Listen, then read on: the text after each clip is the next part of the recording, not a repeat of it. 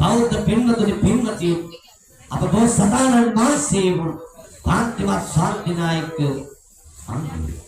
ලෝතුරු අමාමෑණී බුදු පියාණන් වහන්සේගේ මේ ධර්මාන්තිකේ තවතවත් ආලෝකමත් වේ. දැමින් බලාපොරොත්තු ඉෂ්ට වෙන්න කියන ප්‍රාර්ථනාවත් එක්ක අද පස්වන රාත්‍රිය වෙනුවෙන් මේ බලාපොරොත්තු යන්න ඉෂ්ට වෙන්න කියන ප්‍රාර්ථනා කරමි. මේ වේදිකාවේ මම මගේ ආදරණීය මොහොසන් ඉවුදුත් එක්ක සෝදානම් උපදිනාදාර පත්තරත් ගෝධි පුරාසින්තරේ කිරීමේ බලාපොරොත්තු. අප මේ සියල්ල මෙතන සිට ආකාරයෙන් පැහැදිලි කරන්න සසර ගමන පිළිබඳව